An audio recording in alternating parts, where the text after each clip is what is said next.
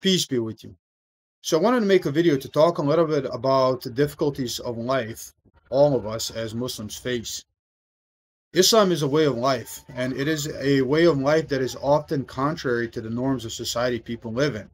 So when Prophet Lot or Lut alayhi salam, or peace be with it, when he lived in his city, all of them hated him because he was against their norms and customs.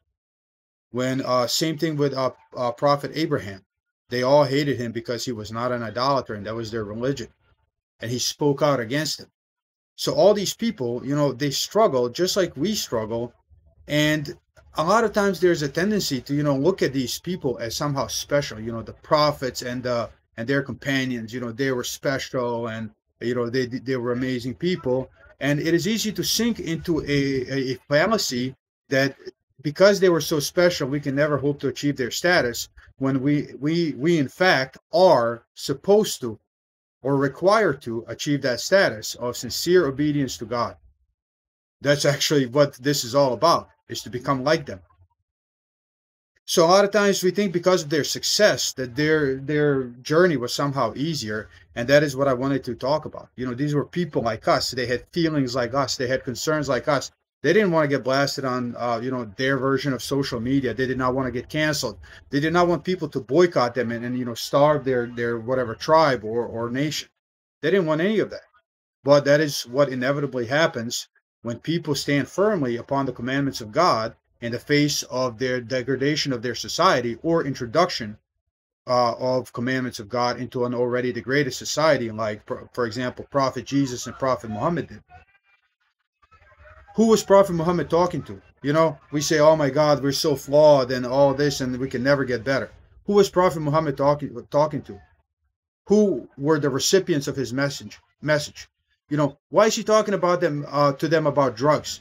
For example, in 5th chapter of the Quran, verses 90 to 91, he says, "O you who believe, intoxicants and gambling and altars set up and divided by arrows are filth, devil's work. Avoid them that you may be successful.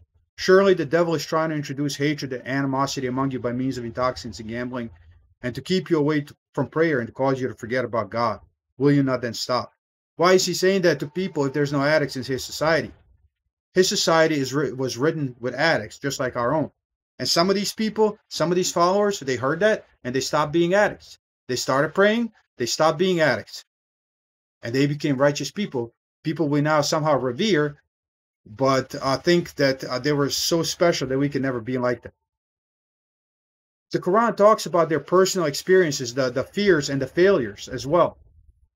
In the 33rd chapter of the Quran, verses 9 through 12, God is talking about the companions of the Prophet. And he says that, and it actually says that some of them succeeded and that some of them failed. So there are people who believed with Prophet Muhammad, and then their fears or desires or whatever corrupted them, made them fail.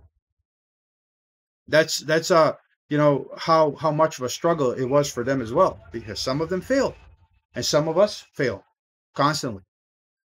And it says, "O you who believe, call to mind the favor of God to you when there came down upon you forces. So we sent against them a strong wind and forces that you did not see, and God is seeing what you do. When they came upon you from above you and from below you, and when the eyes turned dull and the hearts rose up to the throats, and you began to think diverse thoughts about God." Now they're scared. They're about to be defeated in battle and slaughtered, and that fear sets in, and God says, "I know what you were thinking." And then it ends with, "There the believers were tried, and they were shaken with severe shaking. And when the hypocrites and those in whose hearts was a disease began to say, God and his messenger did not promise us, but only to deceive." They said, "He's a liar, man. We thought we were going to win, and here we are about to lose. This man is a liar." So they failed. They believed, and then fear destroyed them. And that can happen to anyone. Desire can destroy us, whatever. So these battles that we're fighting, battle against desire. A lot of us are failing so bad that we're losing battle against desire. Compare desire to fear. Compare desire to hunger. Desire is a lot easier to control than fear or hunger. You know, when somebody has a gun to your head and it says you kill this man or I'm going to kill you, like a cartel grabs you somewhere, right? Or a gang, you kill this man, I'm going to kill you. You're probably going to kill him. And now you have innocent blood on your hands. And you can only pray that God understands and that God is just, which God is. But we don't know the verdict in that case. That's what fear can do, and that's what fear did to Ashabas, or the companions of the Prophet. So Ashabas is just the Arabic equivalent of apostles. But not only that, Prophet Muhammad himself suffered. He struggled. He literally struggled. The Quran describes him as struggling with his human characteristics. So the first verse I'm going to quote about his struggle is from the 7th chapter of the Quran, verse 188. And he says, God tells him to say this. It starts with the word kul, so he says it. I do not control any benefit or harm for my own soul except as God pleases. And had I known the unseen, I would have had much good and no evil would have touched me. I am nothing but a warner and the giver of good news to people who believe. So he says, you know, I'm just here to warn, and if I had anything to gain from this, no evil would have touched me. So he's talking to people that know something bad already happened to him because of what he's doing, what he's advocating, and he's just advocating righteousness. But the next verse from the Quran I want to quote, because I want to keep this video under 10 minutes, is the Quran describes Prophet Muhammad as feeling grief because he is being basically bullied in their equivalent of social media. People are ridiculing him, talking bad about him, right? The whole society. And he says, we know indeed that what they say certainly grieves you. You know, he's like grieved. He's like, you know, man, this sucks. But surely they do not call you a liar, but the unjust deny the communications of God. So God tells him, don't worry, it's not you. We know how it feels, but don't worry. Prophet Muhammad is also described as making a mistake is when he is actually described by God that he was at risk for straying due to peer pressure. And this is in the 17th chapter of the Quran, verses 73 and 75. And it says, and surely they had purposed to turn you away from that which we have revealed to you, that you should forge against us other than that. So basically, change God's revelation for something that they want people to think is God's revelation. And then they would have certainly taken you as a friend.